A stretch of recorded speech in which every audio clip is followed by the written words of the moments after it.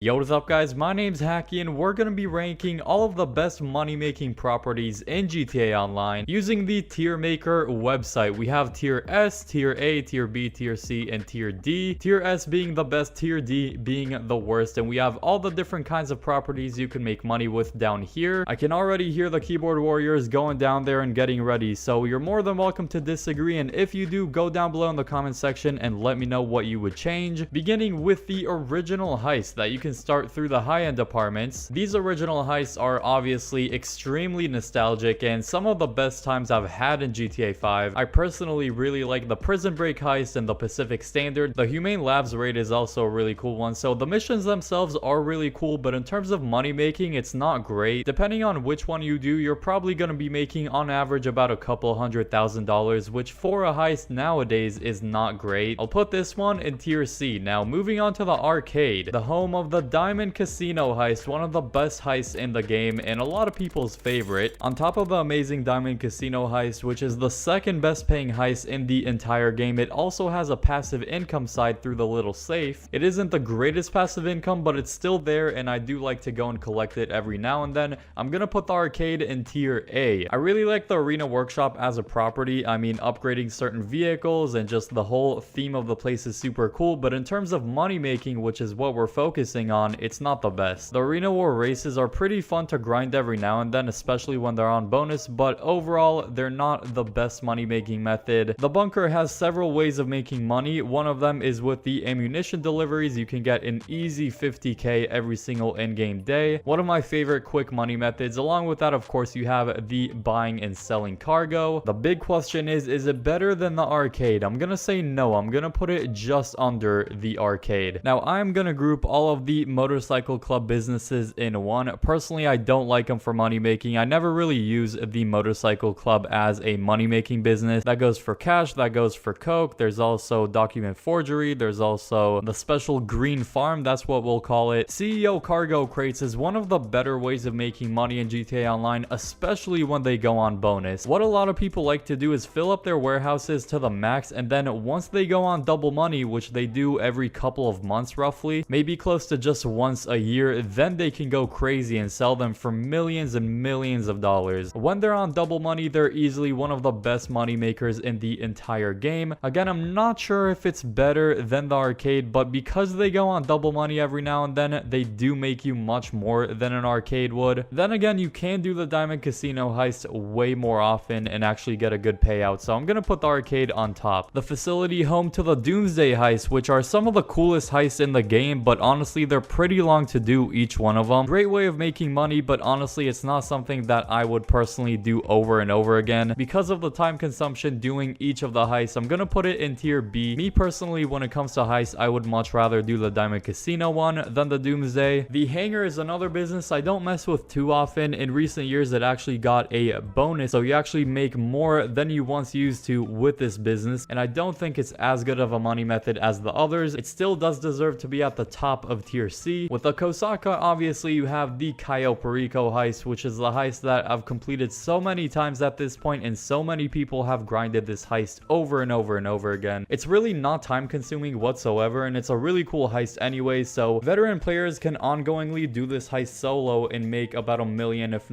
not on average in the low 1 millions every single hour with this. For a new player, it might take more like an hour and a half, but for veterans, you can easily complete everything in about an hour, so this is gonna go in tier S, the Kosatka. The nightclub easily has the best passive money you can make in GTA Online. $50,000 every in-game day, so every 48 minutes. That is so good for passive income. As long as you can keep the popularity up, which you can do either by going in the nightclub, kicking out a troublemaker, or driving a drunk VIP home, or if you have the special control terminal, you can actually do it with the arcade, or from the arcade, you can actually fill up the popularity inside of the nightclub, which is super cool and super convenient. You can also make money actively with it, but the main highlight for a lot of people definitely is the passive money. I want to put it on top of the arcade, and I think I will for now, even though I feel like some people would disagree with that. Vehicle cargo is a really fun way of making money alongside the CEO cargo. Realistically, it's not going to make you millions of dollars fast, but honestly, it's a really fun one, and it's one of those fun businesses that you can grind every once in a while and make about a few $100,000. Sourcing a vehicle, hopefully a high-end one and then upgrading it and selling it. I do have more fun with vehicle cargo than CEO cargo crates, but I feel like for money making, CEO cargo crates is a little bit better. The bunker is also a better money maker, and probably the facility, so unfortunately I'm gonna have to put it at the bottom of tier B, but highly recommend doing vehicle cargo, one of my favorites. The acid lab is a great business, especially for beginners, since you only have to buy the acid lab itself, since you don't have to pay anything for the freak shop property. I'm gonna include the DAX contact missions along with this as well, which can make you about $50,000, so very solid business. I believe the max sell mission you can do goes for about $300,000 or $400,000, which is not bad. Is it better than vehicle cargo? I'm gonna say no, but I'll put it in tier B. It's pretty solid. The agency has a lot of different ways of making money, like payphone hits, which used to be good, aren't that good anymore since they got a payout reduction. Security contracts are great. It also has a passive income safe to make money passively, and the Dr. Dre contract, which gives you a set payout of $1 million, and it would take just over an hour to do roughly. I absolutely love this property, and it probably has the biggest variety of money making methods with it. I'm gonna put it either at the top of tier A or at the bottom of S. Let's go for the bottom of S. I absolutely love the agency. The auto shop has the mini heists, I like to call them. So they have the contracts where you have 2 prep missions and then 1 finale. The finales are pretty annoying to do, listening to KDJ and Sasanta rambling on the phone like the entire time, and you have to drive a good amount in these contracts, so not my favorite personally. As a money method, it is pretty good to do, but the missions themselves aren't my favorite. I'm gonna put it at the top of tier C. Again, let me know what you agree and disagree with down below in the comment section. If you enjoyed this video, drop a like on it and subscribe if you're new for more awesome videos like these that you do not want to miss. And if you enjoyed this video, chances are you're gonna like the video on the screen right now.